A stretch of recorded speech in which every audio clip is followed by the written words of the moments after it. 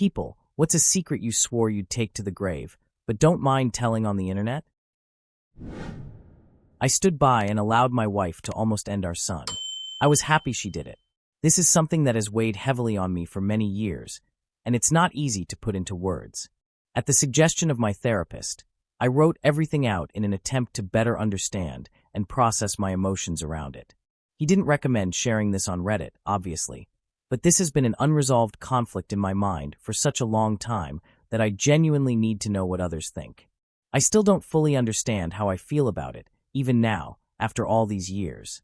But I'm putting it out here for others to weigh in. I know I made mistakes, probably a lot of them. Still, I tried to do the best I could with what I had. My son was deeply troubled. Incredibly troubled. If you've seen the movie We Need to Talk About Kevin, then you'll have a better sense of what I'm talking about. Watching that movie felt almost surreal for me, like I was seeing a documentary of my own life.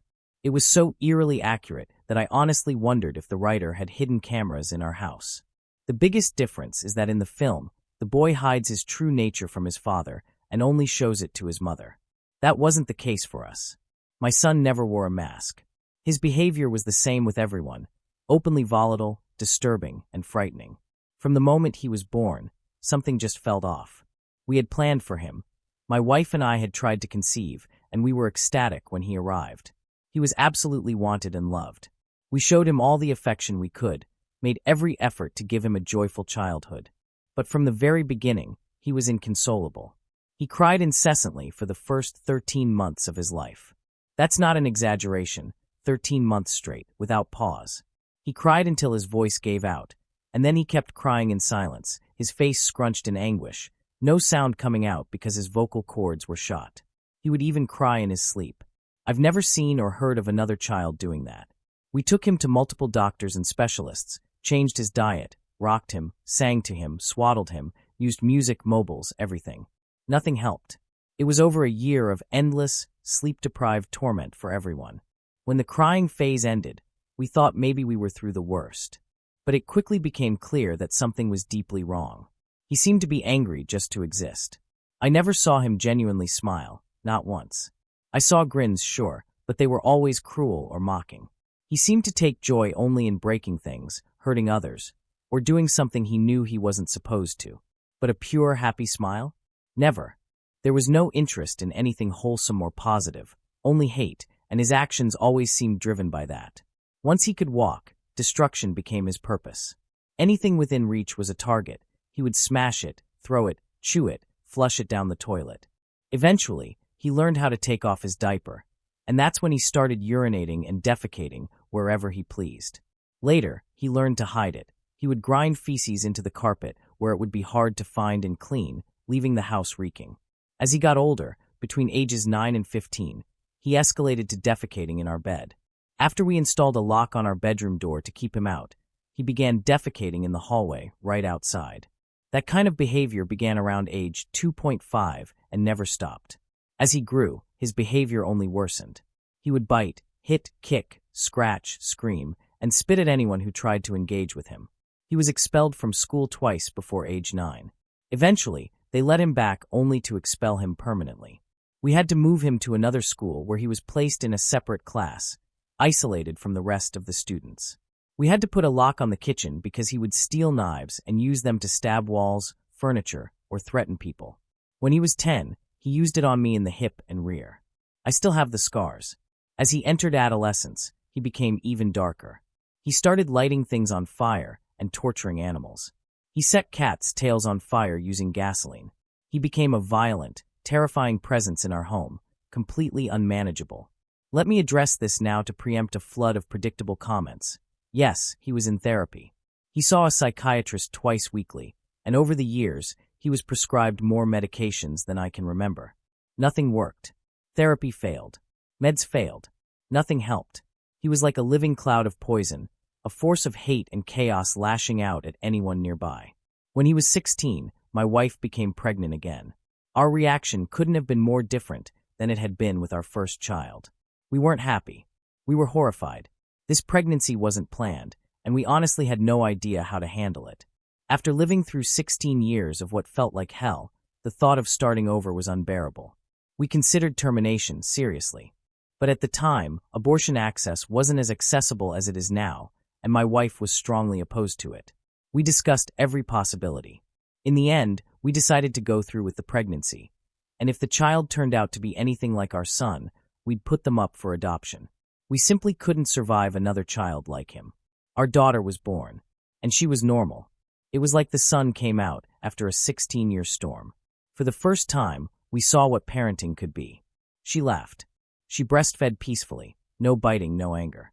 She slept through the night for 4 months. She was sweet and joyful. She was everything we had once hoped for.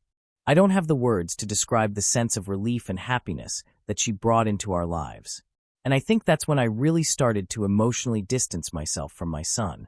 Up to that point, despite all his behavior, I had continued to try. I had made plenty of mistakes, but I gave everything I had to be a good father. But after our daughter came, both my wife and I instinctively gravitated toward her. She was just easier. Being with her felt like healing. We didn't turn away from our son out of cruelty. It just happened. I know it wasn't fair, but we were so broken down, and she brought a light we'd been missing for so long. My son hadn't shown any reaction to the pregnancy itself. Maybe he didn't understand it. But once our daughter came home, he reacted with increased aggression. I didn't think he could get worse, but he did. At that point he was 17, and we fought constantly, screaming matches daily. He'd storm off, stay out all night, and to be honest, we were relieved when he did. I started to look forward to our fights because at least then he wasn't in the house. My relationship with him was in shambles. My wife had nothing left either. If he even entered the same room, she'd start screaming at him to get out, yelling until he left. He began spending most of his time out of the house, and frankly, we were grateful. By that time, we had fortified our home. The interior doors had been replaced with solid wood and fitted with keyed locks. We carried keys with us at all times.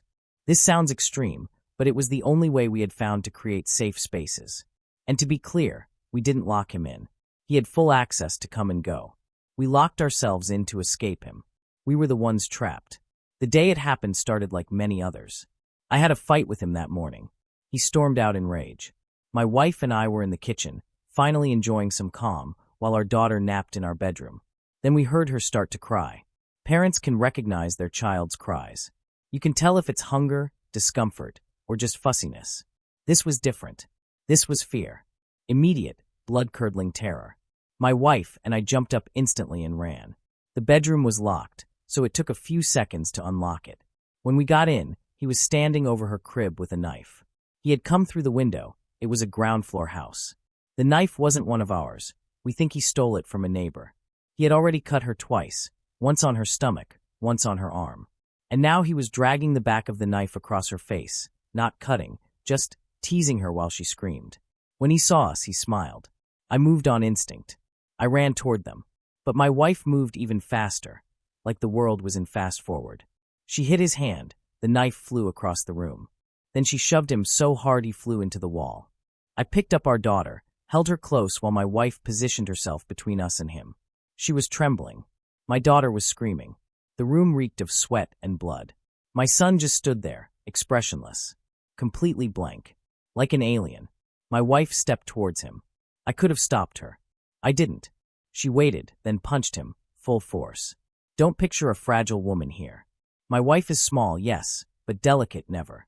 She was a trained amateur boxer in her youth. At 130 pounds, she was pure muscle and knew how to throw a punch. I outweigh her by 70 pounds, and I still think she could drop me if she needed to. We had never laid a hand on him before, but something inside her broke. The punch snapped his head back and blood spurted from his nose. He looked confused, like he couldn't understand what just happened. She waited, then hit him again. I could have stopped it, but I didn't. I stood there watching for a moment before turning away. Without a word, I picked up my daughter and carried her out of the room. In the kitchen, I bathed her in the sink. That's when I saw a third cut, this one on the sole of her foot. Like the others, it was shallow, but still enough to make my chest tighten. I cleaned each wound carefully, held her close until she calmed, then covered them with polysporin and Band-Aids. From the bedroom, my son's voice cut through the silence, screaming, hurling vile words at my wife, threats so violent and obscene they didn't sound human. Then, suddenly, he went quiet. No more yelling, not even crying. I figured he must have blacked out, but I could still hear her hitting him. It went on for a long time, long enough for my daughter to fall asleep in my arms. I stayed at the kitchen table, waiting. Eventually, my wife emerged. She sat across from me, breathless, her hands swollen and raw, her skin streaked with blood. We stared at each other in silence.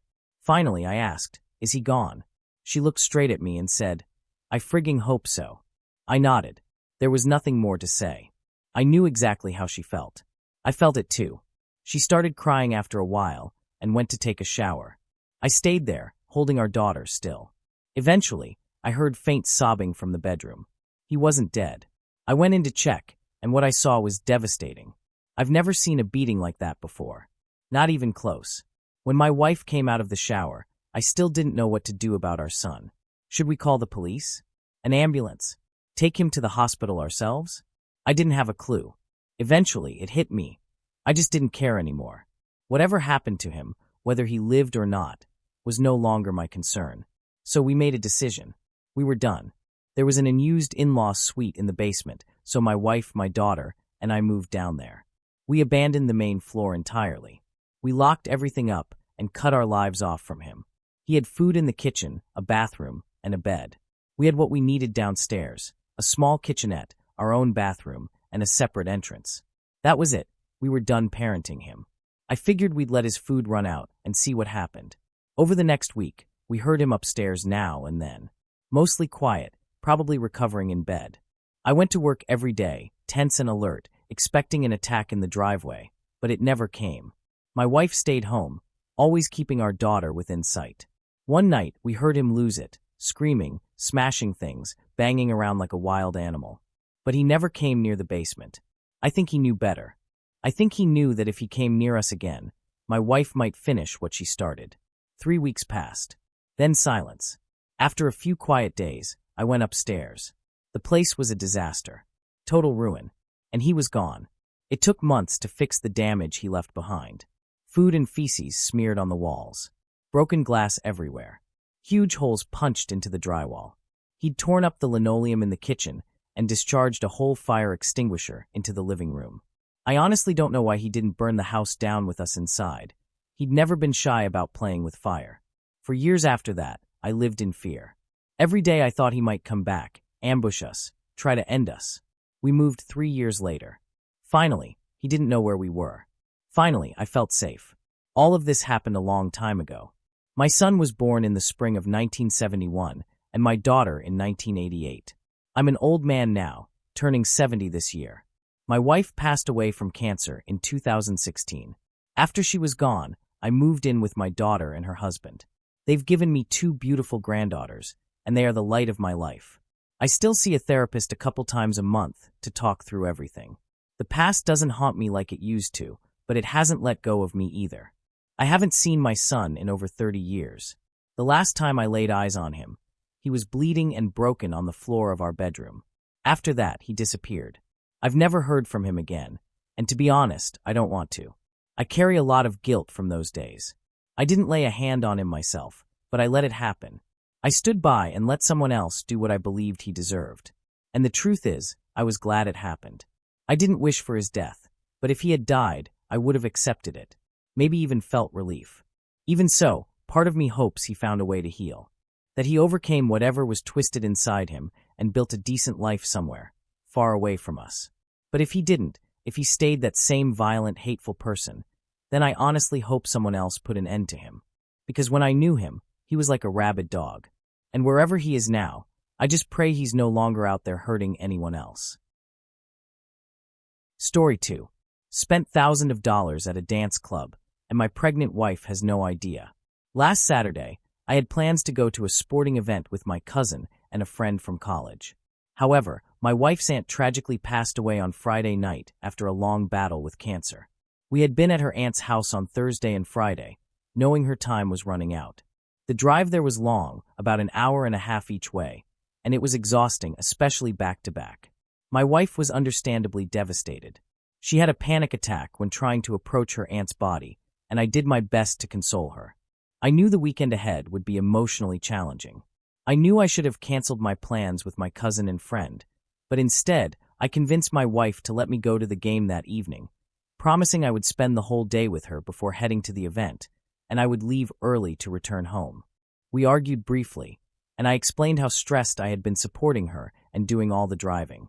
She eventually agreed, although I also didn't want to lose out on the money I spent on the tickets, especially since my cousin hadn't yet paid me back. I spent the day with my wife, catering to her every need, and then left for the game. I had a couple of drinks and enjoyed catching up with my friends. I texted my wife on the way out to let her know I was leaving, but she didn't respond. At that point, I convinced myself it didn't matter what time I got home. She was probably asleep, and she wouldn't notice. I ended up convincing my friends to leave the game early and stop by a nearby bar. That led to the suggestion of going to a club, something I had never considered before but was curious about. My wife had been less affectionate lately due to her pregnancy, and I was feeling the lack of intimacy.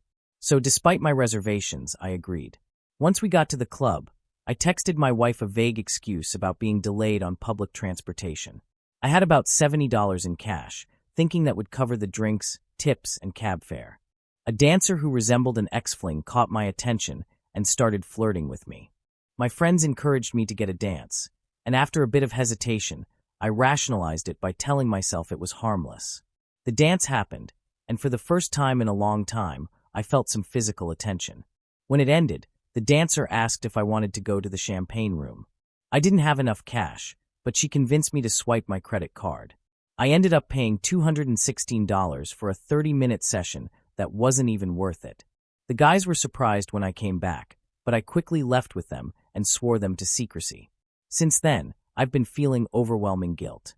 I can't justify my actions, and I know that being drunk or my lack of intimacy in my marriage doesn't make what I did okay. On top of that, I received an email from my credit card company about the charge, which was flagged as potentially fraudulent. I confirmed it as my charge, but I lied when I said it was fraudulent. The company reversed the charge, but I know I don't deserve their leniency. What hurts the most is that I've been telling myself I'm a great husband and future father, but how can I be when I've done something so disgusting?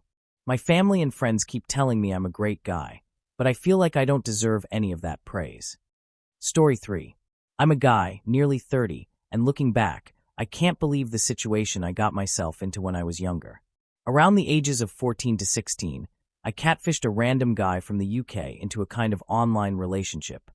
Now, nearly 15 years later, we're real-life friends, and he still has no idea. I spent a lot of time online during my teenage years, starting in the early 2000s. I wasn't like most kids my age, nerdy, socially awkward, and bullied a lot at school. My retreat was the internet. I got into MMOs at 12 and quickly learned about catfishing.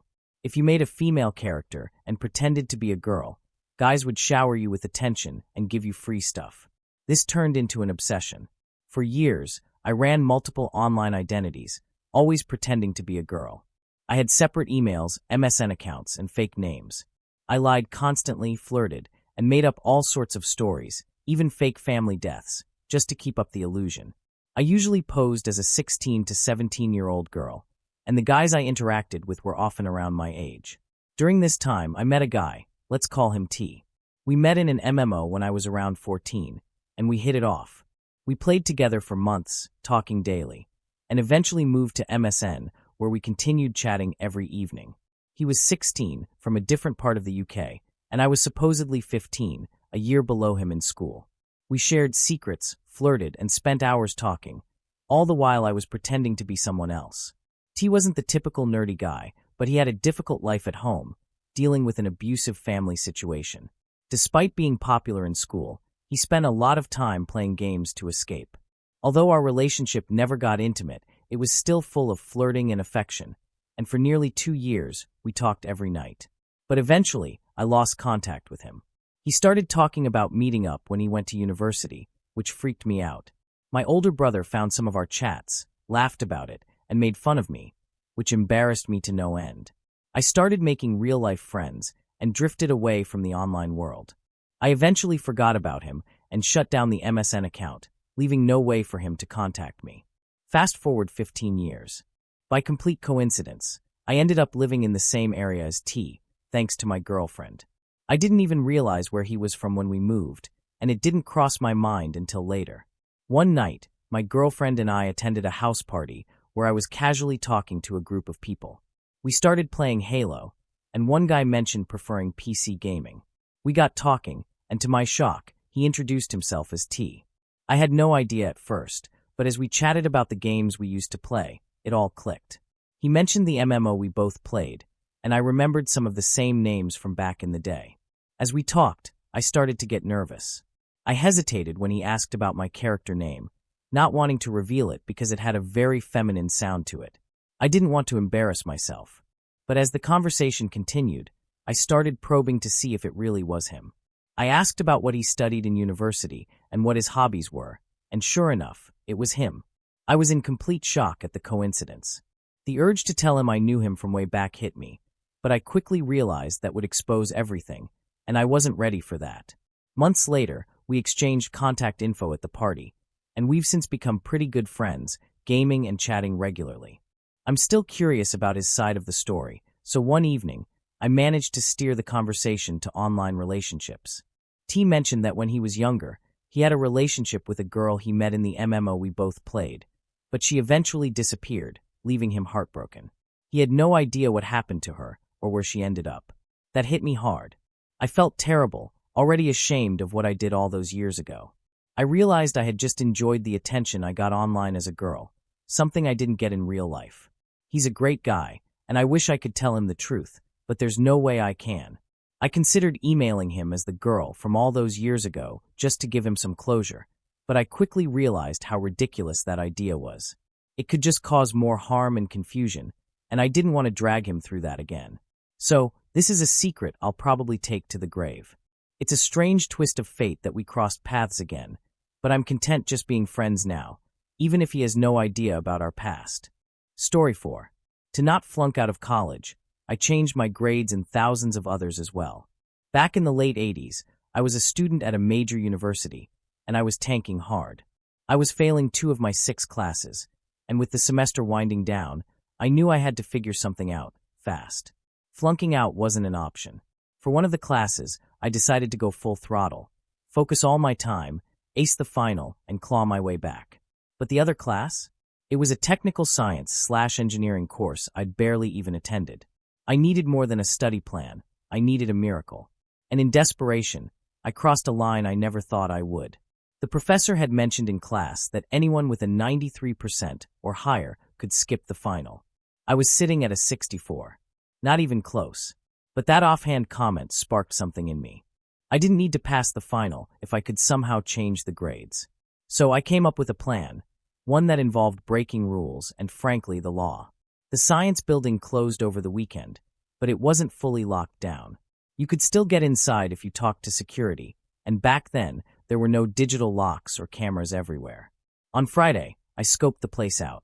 I found a lab on the first floor, tucked away behind some HVAC units and a fence, with a window that I could open from the inside. Perfect. I unlocked it and left, heart pounding. The professor's office was tiny, barely big enough for a desk and 2 chairs. The door was solid metal with a wired glass window framed in by screws and layers of old paint. I knew I'd have to get through that. At 3:30 a.m., I came back with a backpack full of tools, a hammer, screwdrivers, tape, and pliers. I snuck through the bushes, climbed over the fence, slipped in through the window, and taped the lab door latch so it wouldn't lock behind me. To my surprise, the building wasn't completely silent. Some students were running an all-night experiment in another lab. In a weird way, that noise helped. It made my presence less suspicious and masked any sound I made. I crept to the professor's office and started unscrewing the window frame. What should have taken 2 minutes took nearly 45. The paint had sealed everything in place. Eventually, I pried the frame off and painstakingly loosened the glass pane. I reached in, unlocked the door, and covered the hole with a folder to hide the damage. Inside, I taped a desk calendar over the window to block any light and turned on the lamp. The grade book was in the desk drawer, along with the exact pen he'd used to record grades. My plan had been to change only my grades, but once I saw how obvious that would be, I panicked. The damage to the window would be suspicious, and if I was the only one whose grades had improved, I'd be the prime suspect. So I changed everything. Over the next hour, I systematically altered grades for every class he taught. I bumped 60s to 80s, 70s to 90s. I gave some students who had zeros a clean 88. I figured if everyone's grades were off, it would be nearly impossible to trace it to me. I probably changed around 1,500 individual scores, enough to create chaos and plausible deniability. Then I heard a soft plink. The drawer had locked when I closed it. It hadn't been locked before. That was a problem, but I hoped he'd think he'd locked it himself. That's when I noticed his IBM PC in the corner. A horrible thought hit me. What if all this is backed up digitally? I hadn't planned for that, but I was already in too deep. So I slipped into F-it mode, booted the computer, and erased every floppy disk next to it, just in case. Before I left, I patched up the window with the frame, taped a manila folder over it, and stuck a post-it note on the door. Sorry, mop handle cracked the glass. Replaced. Maintenance. I slipped back out through the window, past the still-running experiment, and vanished into the night. I never showed up for the final exam. I didn't need to, not with a 93+ average. 6 weeks later, I got my grades. I had a solid 90 in that class. No questions asked. To this day, I've never faced consequences for what I did. It was the most intense, nerve-wracking night of my life, and I've never pulled a stunt like that again. But sometimes, when I think back to that night, I wonder if anyone else got their grade report that summer and smiled, thinking their hard work had finally paid off, without ever knowing someone else had rewritten the story. I haven't done crap like this ever again. Story 5. I've lied to everyone in my life for 20 years that I'm Jewish. I'm not Jewish, never have been. If you asked me anything about Judaism back in the day, I couldn't have answered. But somehow, everyone thought I was Jewish. It all started back in 11th grade. I had just moved from California to the Deep South, and it was rough. I talked differently, dressed differently, and got bullied for it, badly. People called me every slur in the book, and I got beat up more than once. Eventually, I managed to befriend a few guys on the football team. My closest friend was the center. We'll call him Greg. Greg was laid back compared to everyone else around us, but still very openly racist. One day, I was driving Greg and a few other teammates home when he made a comment about synagogues. Without thinking, I mentioned I had been to one before. That's when it all started. One of the guys in the back cracked a joke. "Wait, are you Jewish or something?" Wanting to stay in their good graces, I laughed and said, "Yeah, I'm Jewish." That was it. Greg told everyone he had a Jewish friend from California, and suddenly the whole team believed it. To them, it made sense. Of course there'd be Jews in California. From there, the football team told the rest of the school. At first, I thought it was just a dumb nickname. I didn't think people actually believed it. But then I started to notice something. Being the Jewish kid made me popular. I was different, and that made me interesting. Plus, my dad had money compared to most families in the area, and kids tend to gravitate toward that. So I leaned into it. When people asked about my religion, I said I was Jewish, without even thinking. Fast forward to the end of senior year. I'd worked my bum off, valedictorian, top of my class, and the school counselors were helping students apply for scholarships. My counselor called me into his office and handed me a form for a $5,000 Jewish American scholarship. I was about to decline, but he sat me down and filled it out with me, then submitted it on my behalf. I figured it wouldn't matter. They'd only give it to someone ethnically Jewish, right? I got it. I was stunned. The scholarship made it possible for me to attend my dream school, Dartmouth. I almost came clean right then. I wanted to tell the school, the scholarship committee, everyone, but first I went to my dad. I told him the whole story, the joke, the lie, the scholarship. He looked at me with a straight face, then burst out laughing.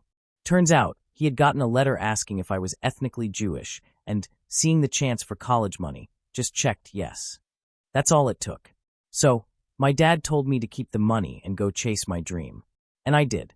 Once I got to college, things escalated fast. A representative from the Jewish American organization that funded the scholarship greeted me personally. They got me into Jewish clubs, introduced me to a local synagogue, even talked about setting me up for a birthright trip to Israel. 2 of the people I met that first day turned out to be professors of mine, both very Jewish, both very welcoming. I thought about coming clean 100 times, but I'd made real friends. I bonded with my professors. And then one day I met a woman, beautiful, smart, funny. I was sitting in a cafe with the local rabbi when her mom approached me and asked, "Are you Jewish?" I said yes. She said I had to meet her daughter. We hit it off immediately. So I stayed quiet. I kept pretending. But inside, I was falling apart. The guilt was overwhelming. I was depressed and constantly anxious. I thought about ending it, more times than I can count, but I never could bring myself to do it. Still, I pushed forward. I got through 11 years of school, earned my doctorate, landed a job at a history museum back on the West Coast, and married that girl. We had a Jewish wedding, complete with both our families. Yes, even mine. My dad told my mom the whole story within days, and she also found it hilarious. Now we have 3 kids, 3 little Jewish kids. I've worked at the museum long enough to be named as the next curator once the current one retires. I've even curated a major Jewish American and Holocaust history exhibit, even though that's not my field. My life is incredible, but sometimes it haunts me that all of it, the scholarship, the career, the relationship, began with a lie. I never thought I'd tell a soul. But yesterday, my 9-year-old son told me he didn't think he believed in God. I told him I didn't either. It was the first time in 20 years I told the truth about my faith. He wants to tell his mom that he doesn't want to keep practicing Judaism. I told him we'd tell her together at dinner. He's nervous, but so am I. This might be my moment to finally stop pretending. Wish us luck. Story 6. So, here's a confession I've been keeping to myself for a while now. Please don't judge, but I stalked my fiancé to get him to ask me out. He has no idea. I'm a fairly attractive woman, but I'm picky. I get approached by men, but there's always something about them that doesn't click for me, until I met N. I was at work one day, and my supervisor was being really mean to me. N, who worked with me only in emergency situations, I won't give too much away about our jobs, spoke up for me, and in that moment, I looked at him and realized he was everything I wanted in a man. Tall, muscular, dimples, and already on the path to making a lot of money. Let's just say he had the financial future secured. But that's not why I was interested. I just wanted to be comfortable, and he seemed like someone who could provide that.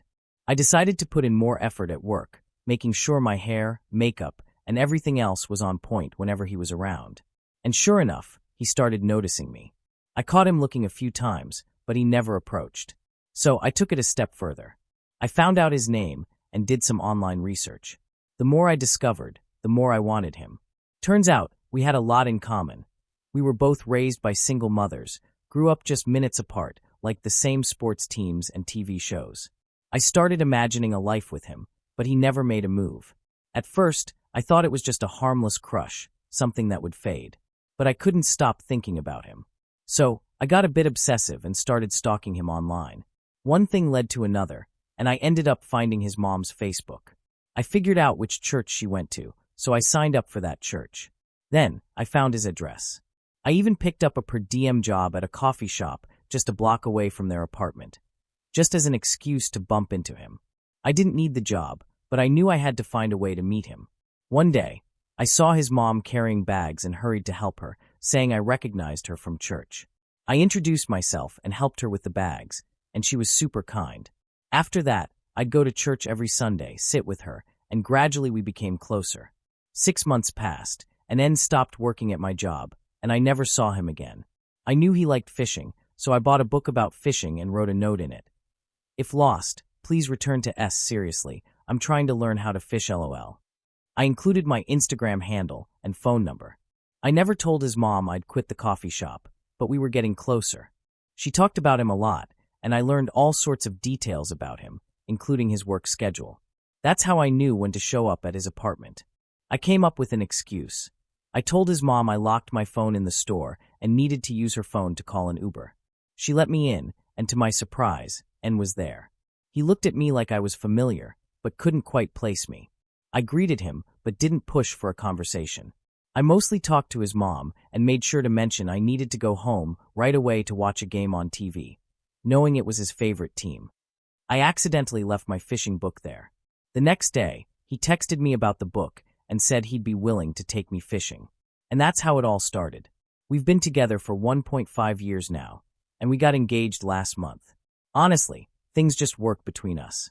He admitted to me that he was too shy to approach me, and when he switched buildings at work, he never saw me again. He thinks it was fate that brought us together. I'm so happy with him, but I can never tell him how I made this all happen. I know it's kind of crazy, but I'm just glad it worked out. Story 7. I once beat up my grandmother. I've never shared this with anyone, and there's a lot to unpack. I'm sorry for the long post, but before I get into it, let me give you some background. My grandmother was never a kind person. She had her moments, but she was hardened early on, and by the end, she was deeply disturbed. She was married off at 13 or 14 and had 11 children, of which only 3 survived past the age of 5. She and my grandfather fought in World War II, earning medals for their service. After the war, they moved to Germany for 15 years, working tirelessly to send money back to her sister-in-law, who was looking after the children. My mother spent most of her childhood believing that her aunt and uncle were her parents. In her later years, my grandmother became diabetic and had to contend with eccentric and difficult neighbors. To put it simply, she didn't have an easy life. As she aged, my grandmother grew bitter, then cruel, and eventually downright evil. When one of her sisters, a widow for most of her life, found a new husband and decided to marry again, my grandmother called her a bish and an embarrassment to the family. She spoke these words to anyone who would listen. This was a woman who had lost her husband in the war and had spent her life alone, and yet my grandmother spewed venom toward her sister. I call this aunt Auntie Flora, the kindest person I've ever met, a woman whose kindness went to the point of self-sacrifice. My grandmother never liked the woman my uncle married. Never liked, doesn't even begin to describe the intense loathing she felt for her. About 10 years ago, my uncle passed away from lung cancer after smoking 2 packs a day for over a decade. During his funeral, my grandmother was screaming at my aunt, accusing her of murdering him, saying my aunt should have been the one to die instead of her son. She went on, calling her a who trapped him and a witch who cursed him. I was the one who had to restrain her and keep her away from the crowd until she calmed down. She never calmed down, and she missed her own son's funeral. For hours, I listened to her rant, wishing horrible things upon my aunt, my cousins, even my own family. When my grandparents became too old to care for themselves, my cousin, who was named after my grandmother, started visiting them every day. She brought medicine, cooked, and cleaned. For the hour or so she spent there, my grandmother called her a manipulative piece of trash, and a greedy bish who only cared about stealing their money, which they didn't even have. On one occasion, when my cousin was leaving, my grandmother tried to trip her down the stairs in hopes of her breaking her neck. She also purposefully left a mess in the toilet, just to make my cousin clean it up, taunting her as she did. She said horrible things to my cousin, telling her that she didn't deserve children and would never be loved. This is how my grandmother fought. Everyone in the family, especially her children, had their own share of abuse. Her behavior was never just a one-time thing. It was consistent, replenished every few months for years. Now, I'll get to the main part of the story. One year, I was studying abroad and came back home for Christmas. My grandma's house was essentially 2 independent apartments, one on top of the other, and we usually stayed with her when we visited. After a 10-hour flight, I rented a car and drove all the way up north to her place. It took about 15 hours total, and I was tired, jet-lagged, and completely exhausted. I arrived at my grandma's house, spent time with her, my mom, Auntie Flora, and my mom's cousins. It was a quiet, surprisingly civil evening, and for the first time in a long while, I felt at peace being home. After an hour or so, I mentioned that I was very tired and planned to go to bed early. It was around 10:30 p.m. My grandma pointed me toward a spare bedroom next to where everyone was sitting. I told her that I probably wouldn't be able to sleep with so much noise and suggested I go upstairs instead, since both my grandma and mom woke up early, which always led to them fighting. My grandma said no. My mom politely asked again, and she said no again. My grandma had no real reason other than that she simply didn't want me upstairs. I was too tired to argue, but the others tried to reason with her. Soon enough, it became a shouting match, and everyone except my mom and Auntie Flora left. That's when things escalated. Amid the screaming, swearing, and insults, I heard 3 things that still echo in my mind. I'm glad your husband passed away. He was a great man, and you didn't deserve him. You ruined his life when you married him, so I'm glad he's dead. I'm glad your other children passed away young, so they wouldn't have to deal with you as a mother. I hope you and your daughter get cancer, and I hope she goes first slowly, so you can be completely alone. My older brother and younger sister had passed in an accident when I was 4, and my father of a heart attack when I was 12. In that moment, something shifted in me. I wasn't tired anymore. I wasn't angry either.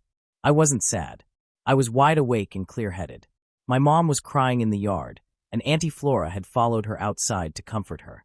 I stood up, calm and steady, and walked up to my grandmother, who was smirking at me as I approached. What followed next, I can only describe as a psychopathic detachment. Without saying a word, I grabbed her head and slammed it against the wall. She looked up at me, stunned. As she began to recover from the shock, I said very calmly, "If you ever speak to my mother this way again, I will end you." She screamed and tried to grab my hand, but I shoved her away, grabbed her head again, and slammed it into the wall with enough force to hurt, but not enough to break her skull.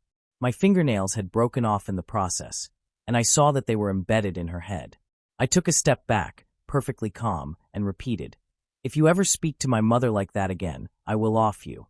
Do you understand?" She nodded.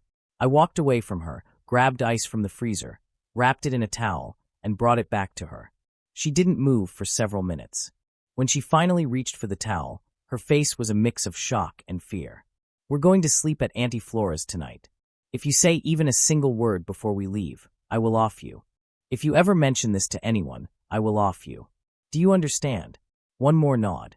My mom came back a few minutes later, and I told her we would be leaving for Auntie Flora's. My grandma was eerily quiet, and after a few minutes, we were packing her suitcase. My mom said goodnight, and I simply stared at my grandma, daring her to speak. She looked at me with pure hatred, but I smiled and waved at her as I closed the door behind us. On the drive, my mom asked me what happened and how I managed to calm my grandma down. I told her that if my grandma ever spoke to her like that again, she could say, "Wait until Zavara hears about this." My mom asked me if I had threatened her, and I remember driving, turning a corner, the lights casting long shadows on the trees, and responding calmly, "I didn't threaten her. I informed her of her options. You have nothing to worry about." She never asked again. It took 2 days for me to get over the dissociative state I was in. I couldn't even look at my mom without feeling ashamed and mortified. I had just beaten up my 84-year-old grandmother. I knew how she fought. She always said those terrible things. She was just an old, disturbed woman. I struggled for years trying to justify my actions, and I couldn't shake the horrifying truth that I was capable of offing her. The only time I saw my grandmother again was 4 years later, when she was dying in the hospital. It sickened me to hear the family speak of how she had mellowed out, how she hadn't cursed anyone in years. I felt both relief and disgust. Story 8. I was part of a satanic ritual. We'd been planning the hike for months. There were 8 of us, a group of casual hikers mostly, eager to trade the noise of the city for fresh air and open sky. Just a weekend on Mount Washington, nothing wild. We figured we'd be down before sunset, maybe a little after. The week before, we went over the essentials. Pack light, but prepare for sudden weather shifts. Extra layers, socks, some trail mix, granola bars, sandwiches, plenty of water. Simple, solid. When Saturday came, we met early at the trailhead, geared up and in high spirits. The morning was cool and damp, fog clinging low but not enough to raise alarms. The first few hours passed easily. The trail was tougher than expected, but the views were worth it. Around midday, clouds rolled in, but none of us worried. It just felt like mountain weather, moody, unpredictable, not threatening.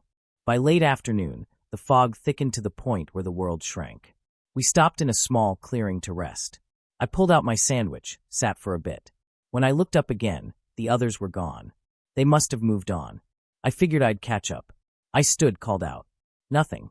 My voice disappeared into the mist. Still, I wasn't scared, not yet. I knew the trail well enough. I thought. But every path I took seemed unfamiliar, looping back or vanishing. My phone had no signal, of course. Then the fog changed. It felt heavier. Dreamlike. I should have gone back, waited in the clearing.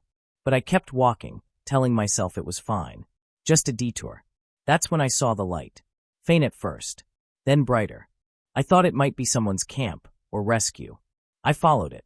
I broke through the trees into another clearing, and everything in me froze. There was an archway. Stone, ancient-looking. Standing beneath it were figures in black robes, their faces hidden in shadow. The air stank, burning incense, decay, something metallic. I wanted to run, but my body wouldn't move. At first, they didn't see me. I backed away quietly. But before I could turn, hands seized me. One held my arms, the other pressed something sticky over my mouth, tape. I couldn't breathe right, couldn't scream.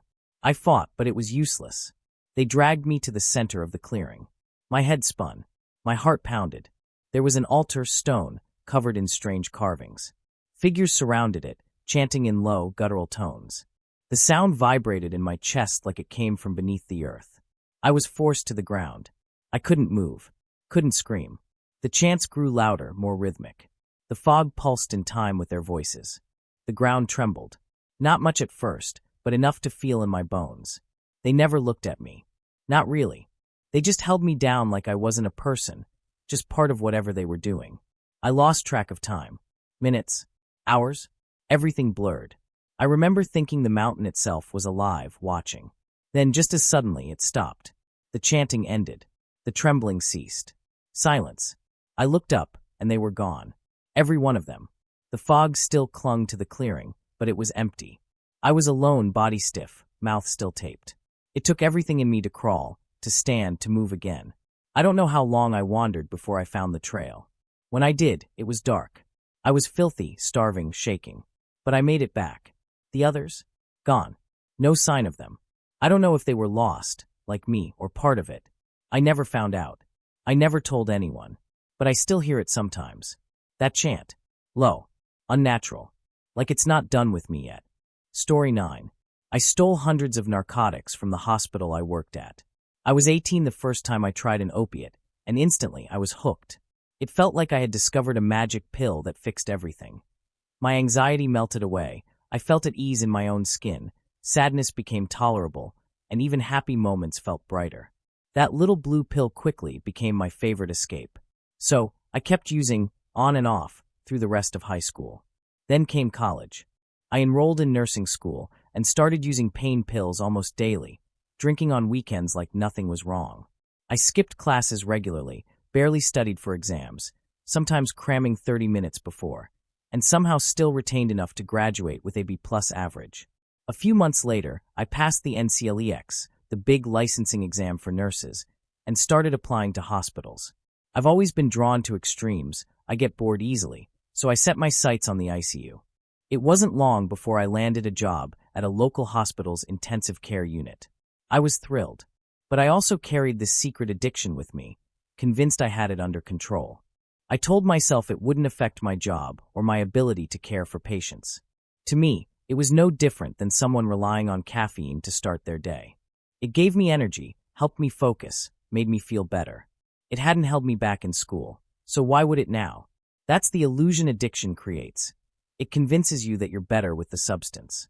Eventually, I completed my training and started working in the ICU on my own. I loved it. The unpredictability, the intensity, the fact that one moment could mean the difference between life and death. That pressure was where I thrived. I knew I was making a difference. But even in that high-stakes environment, my addiction loomed in the background.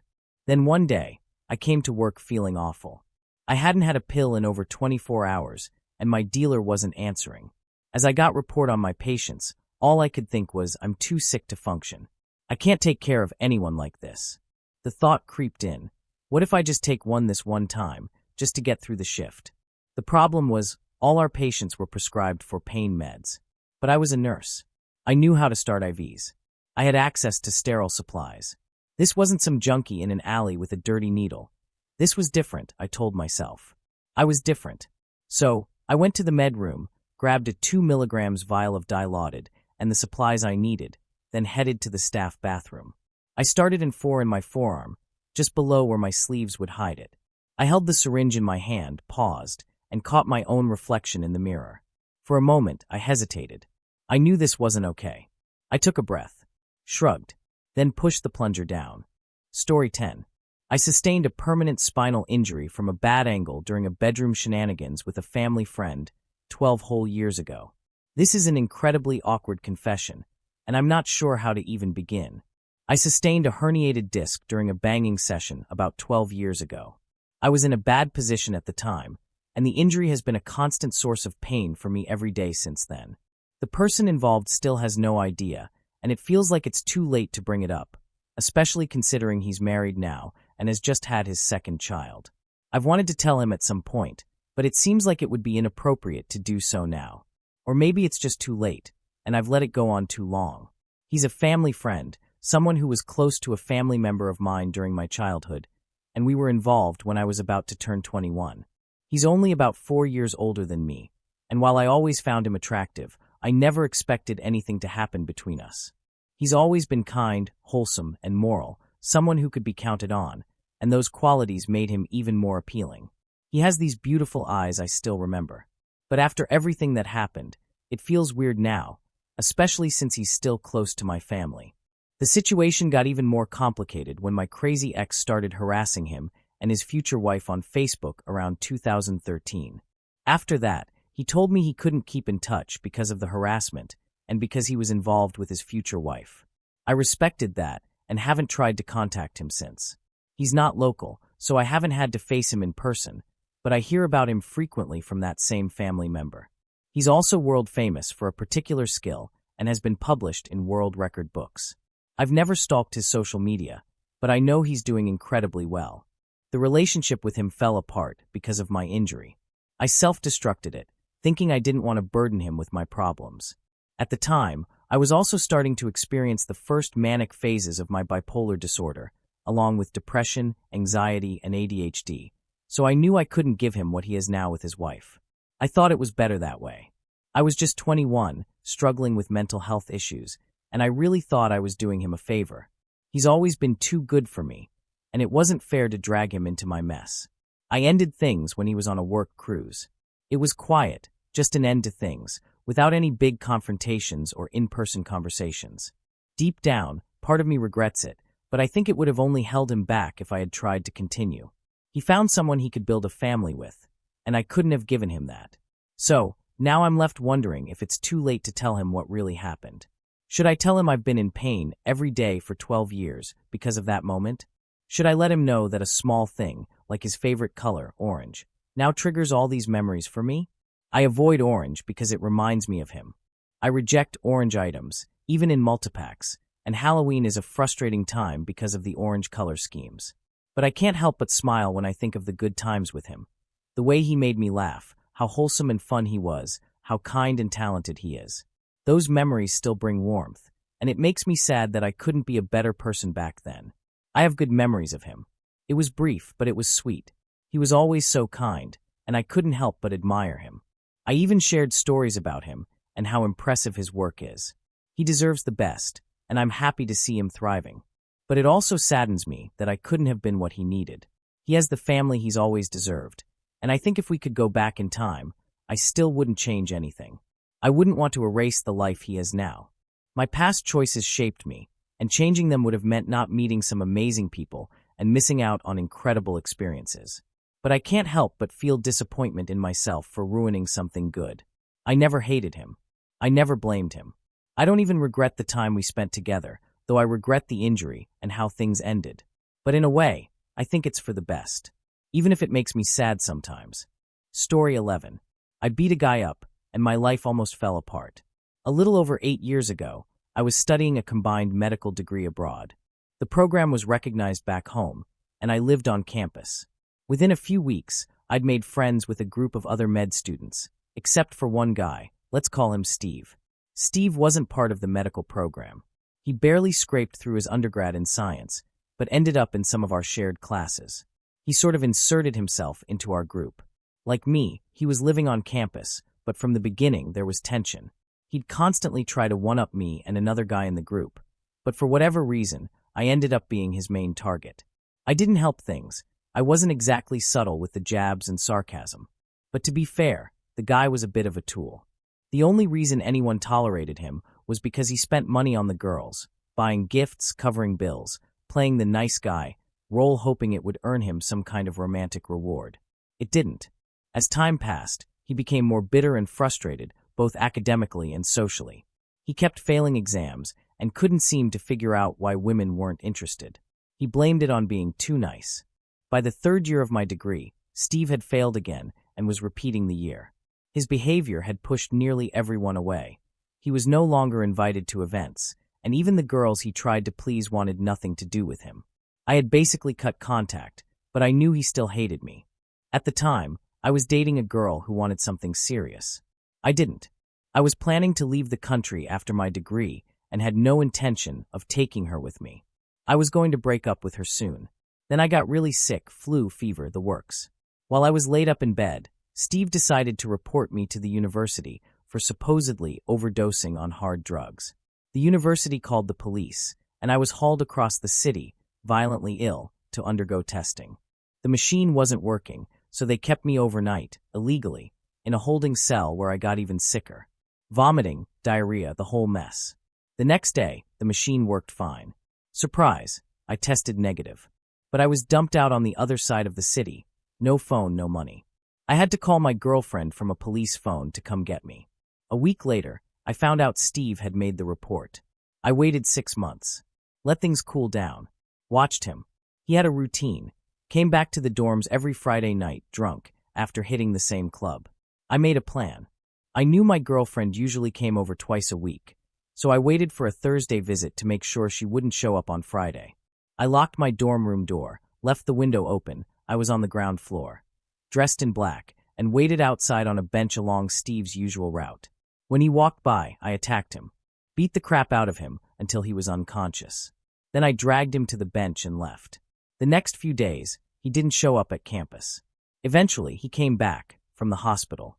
Apparently, after I'd left, someone else found him, stole his wallet, phone, shoes, pants, and stabbed him in the leg. I was in shock. I hadn't gone that far. But if anyone found out I'd been involved, I would have been blamed for everything. I got rid of the clothes a month later. 2 months passed. I hadn't been caught. Steve was still angry and trying to figure out what happened. Meanwhile, my girlfriend was getting more serious, even telling her family about me. I planned to end it, but I waited. Then one morning, she knocked on my door and said we needed to talk. I assumed it was about us, and I was ready to break things off. But instead, she told me she had come by my room on that Friday night 2 months ago. She knew I wasn't there. She waited a while, then left. She never told anyone.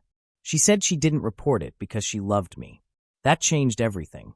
I stayed with her for 2 more years, not because I loved her, but because I needed her to keep quiet.